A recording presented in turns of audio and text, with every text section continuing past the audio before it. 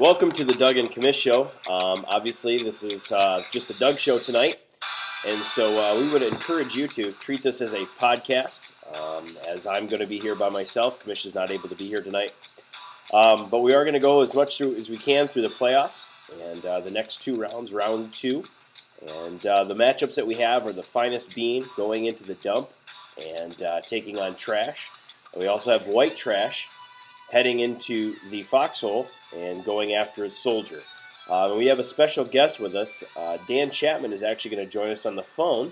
Dan, can you hear me? Yes, sir, I'm on. All right. Hey, Dan, thanks for taking time out of your busy playoff schedule to fit us in. How's everything going? We're chugging along, getting ready for the big game. All right. Well, let's get right to it. This big game, you are playing White Trash. He is coming in. You did have the bye week. Now, you managed to lose the bye week gamble with Trash Talk. How'd you feel about that last week? We were pretty upset about it. We clearly didn't bring our best. We were really focusing on White Trash. That game, if we won it, we'd have been thrilled. But really, our focus was on White Trash the whole time, anyways. All right. That's a big game. That's a big game for little guys like Steven to win. But Yeah. Well, we understand. Steven likes to call that his annual bye week, but let's keep in mind he hasn't always been there. Other teams have been there.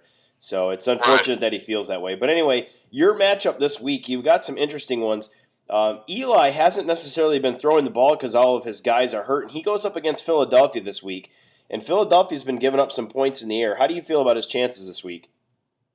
I think 3 out of his last 4 weeks he's had less than 10 points. Yeah. So I'm a little nervous about it, but I think, if he's thrown a touchdown to Kevin Boss, I think, in each of the last 3 games, so that's really been a benefit for us. Now, AP had a kneeing incident with Tavares Jackson. What's the status on AP right now? We're ready to go. I think, he'll be a little bit rusty, but, I think he's pretty mad that he got held down, and I think he'll be pretty excited to get back out on the field. And, if Brett Favre can QB, that would be even better. Well, the thing is rumor has it they're playing this outside. How do you think that affects him as a player?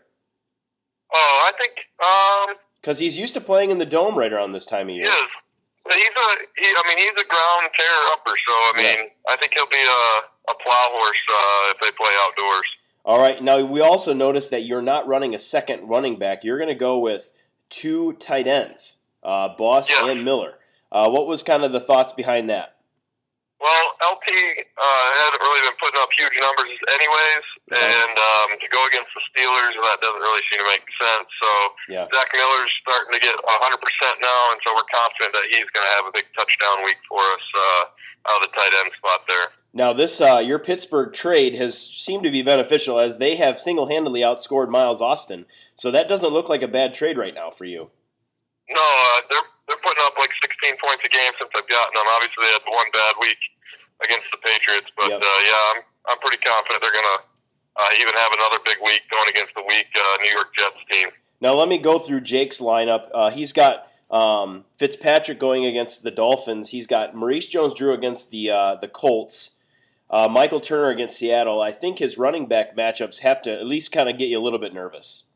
Yeah, I think he's gonna put up 100 points again, and we're gonna have to, if we're not ready to, put up 120, we could be in a world of hurt. But I definitely think he's got 100 points in him. Yeah, well, I'll tell you, his wide receivers with T.O. and Calvin not really doing a lot lately.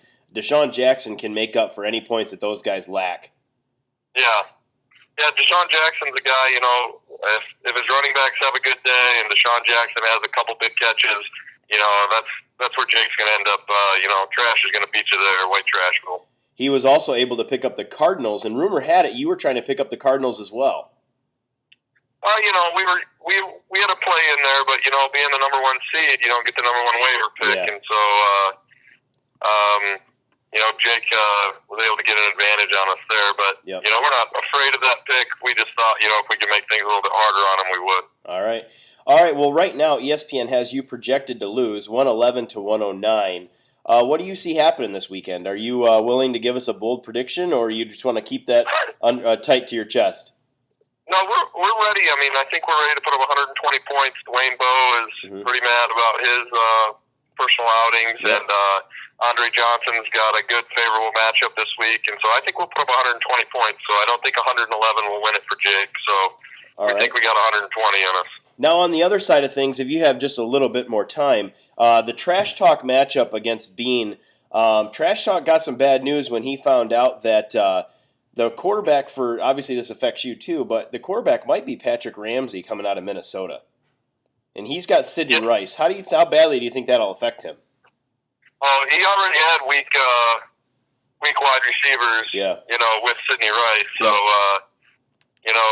having a bad quarterback thrown to him is definitely going to put him, on the out and out. I don't see Darren McFadden putting up 50 points again this week. So yeah, really, I mean, he could be in trouble. If you looked at his roster last week with Chris Johnson and Darren McFadden scoring 20 and 48, 26 and 48, he has to get some other points some other place. How do you see the Bean Talk matchup going? I'm pretty confident. It looks like that Bean's going to be able to pull that matchup out, and I think it'll be a Bean Soldier final there. All right. Well, Dan, we appreciate your time. We know you're busy. We'll let you get back to practice and looking at the tapes that White Trash has. And Dan, we appreciate your time. Good luck this weekend. Hey, thanks. Keep the Mocha Dome filled. All right. We'll talk to you later. All right. Bye. And that was Dan Chapman. We would like to thank him for joining us. We do know he's busy. But again, we look at the Bean and Talk matchup and just kind of the things that are going on with that. Again, Talk has Matt Ryan and Roddy White against Seattle. Seem to be great matchups. And really the Chris Johnson and Darren McFadden matchup are ones that are going to intimidate the Bean. On the Bean side of things, getting word out of San Diego that Malcolm Floyd might not be playing kind of worries him quite a bit. And he has never beat Trash. He's never played Trash in the playoffs, so I guess it's a matter of time to see what's going to take place. In the consolation game, we have Nip versus the Greatest Show on Paper. Greatest Show on Paper made some pretty key moves for the offseason, and we don't really know how it's going to go. We are going to pick the show based on we think he can be able to beat Nip again. And in the consolation brackets are something that we haven't spent a lot of time on. We apologize to those teams. We do feel that they are important to the GFO. There isn't a lot of talk right now, so I have no idea if but 3 people are actually going to watch this video, me being one of them and probably the second of them. That said, I see Sass being able to beat Jockeys. I also see Doughboy continuing his dominance in the loser bracket. And the thought here really with the Doughboy is, man, it's a really good thing he didn't make the playoffs. He would have scared a lot of teams, and we'll also take New Guy over Nappy. That said, we hope this week is a good fantasy week. 2 more weeks, and we are done, and we will have a new champion. We wish you the best of luck. May all your fantasy players be studs.